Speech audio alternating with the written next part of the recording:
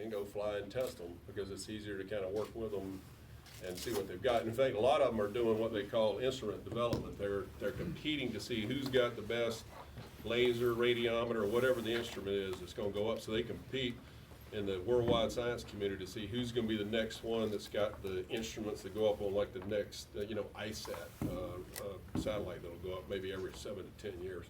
So we get to see some of their work. I've seen some of the teams here go from, just a few people with not a lot of money, and they spend their entire career developing out instruments and competing for additional resources. They move up the food chain in instruments, and so they come fly with us. So it's interesting work, and where we do it here is at Wallops Flight Facility, World War II base built for training pilots. 1958, NASA was formed, and we took the airfield over, and so it went from Naval Air Station Chincoteague to Wallops Flight Facility, NASA. Great place. We have lots of military visitors. This shows, if any of y'all from the local area, we do an air show up in Ocean City, Maryland every June. So here's the Thunderbirds. This is the hangar we're in right now. This is the Navy F-35 jet that was here. There's the other hangar with their F-18 test birds. So they were working on their runways and shut down. So the Tucson is only about 15 minutes if you got an airplane, 4.5 hours in a car. So we work with them a lot. They're not that far away. So anyway, they came over here to hang out at our place. We also manage the airport. That's one of my side gigs. So when they take away my flying wings in about a year, if I want to hang around, I've run the airfield team here. So we own and manage the only airfield that NASA owns. And the only reason we are allowed to have it is because we've got this partnership with the Navy. We save them money for having to go build another airfield to train E2C2 pilots. And if you drive by the other hangar, you'll see them. They're here right now. They come 4 times a year, 2-week debts, 150 sailors, and they're taking Nugget pilots in the E2C2 aircraft. They're out of the Norfolk, Virginia Beach area, and they train them here before they go to the boat, before they deploy.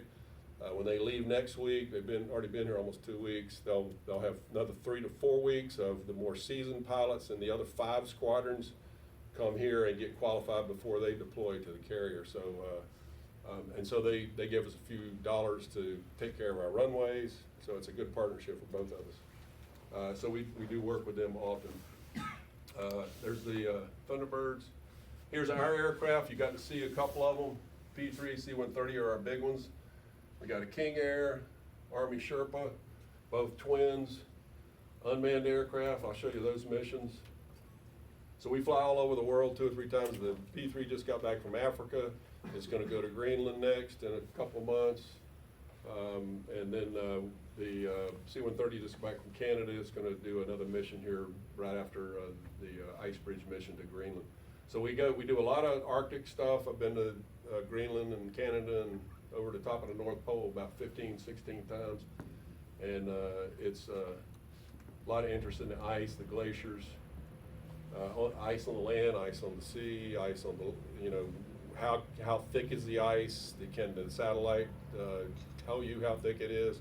And so they'll have pictures that will say, hey, there's nothing here but a little bit of really thin frozen ice over the top of water. So we'll go fly out there the next day and look over it and find out that it's not, it might be something else. So that it gives them the ability to calibrate and validate the images they're getting from a new satellite that's got new instruments up on it. So, and that's called the Cal-Val mission. Sometimes we're actually out there just taking the raw data ourselves. The depth of the ice. We've studied a lot of Greenland. I've been all over this place. This is the largest ice cap on the north. And as you know, the north has got frozen water, and the south has got a bunch of land. So we went down to the south at McMurdo. We also fly, you saw this mission is actually just still ongoing right now. We've got one aircraft from California that's down here flying from the southern tip of South America, and they can cover portions of Antarctica. But it's a big place. It's about 6 or 7 times the size of the Greenland ice cap. Antarctica is, and it's right over the top of the South Pole. So some of the most remote places in the world why they're of interest. Other things we do, now this is Canada, been there a bunch of times too. Mike probably talked to you about those missions. We also support the range. We got a helicopter. The helicopter also can put instruments on it. We've done a couple of interesting things there. The Global Hawk Unmanned, this was a fun program too. We did this for about 5 years. And so our smaller aircraft, T-34 Chase, which is this sucker here, is real fun to fly, the first Navy airplane I ever flew.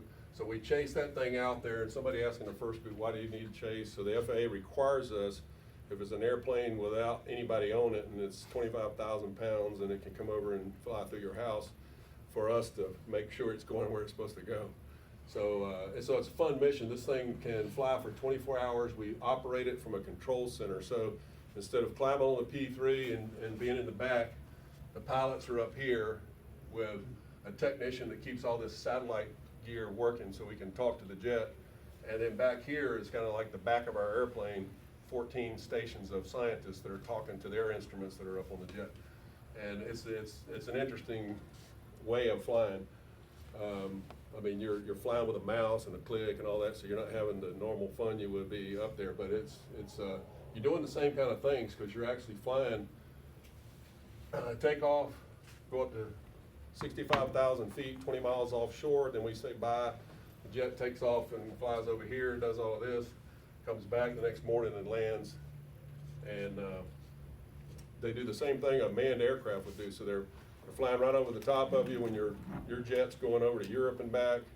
And we're up there going, hey, we can't drop sonobuoys right now through the clouds and the weather to get your data, because you wouldn't probably appreciate that if you were in the jet below us. So we're coordinating all that with air traffic and then other missions. This is a study of trees. So we got to go down and have dinner at the Everglades, flying over here over the top of the Everglades at 1,000 feet, studying formation of trees. This is the Alaska mission. On the Sherpa, we flew 200 to 500 feet over the entire state.